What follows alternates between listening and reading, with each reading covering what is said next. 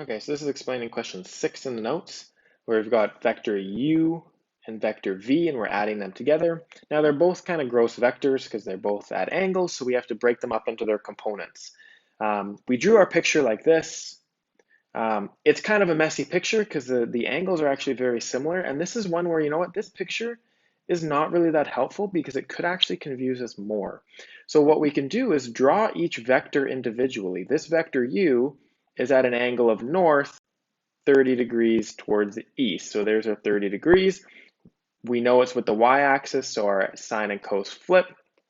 Both positive components, there are our components. We can do exactly the same thing with vector v. We know we're going to the left and down, so we've got two negative components here, vx being negative 7.95 and vy being negative 12.72.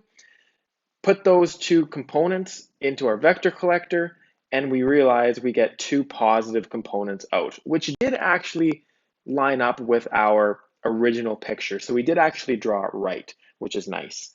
Once we have our resultant components, we can make our resultant triangle, do some trig, some Pythagoras, a squared plus b squared to get our 8, and our inverse tan to find our angle of east 64 degrees north. So that's question number 6.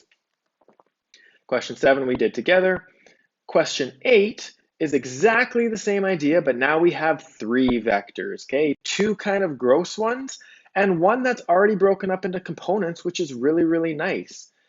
So our picture, we've got a purple vector coming out here, blue vector coming back down, and then we've got 2 components here that make up our red C vector. Again, this picture is kind of confusing. Yes, it still works and makes sense, but we can look at the individual vectors just like we did before to find the components. So for our first vector A, since our angle is with the vertical axis, we get our sine and cos flipping. So our x component is 35 sine of 68 degrees based on this trigonometry, opposite over hypotenuse. So we get our 2 components there for our A vector. B vector, exact same idea. Now this 53 degree angle is actually with the negative y-axis, so same thing. Our x component is with sine, our opposite over the hypotenuse.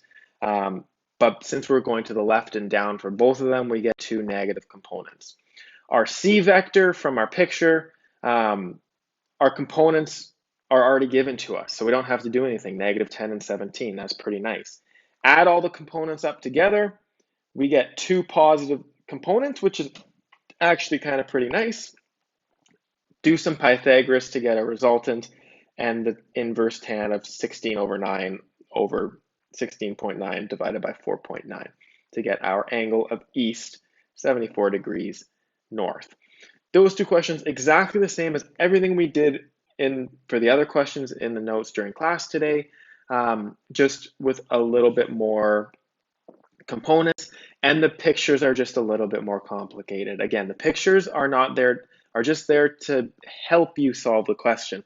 If it's not helping you or if you're confused about it, try to look at each vector individually, and hopefully that will help you break them up.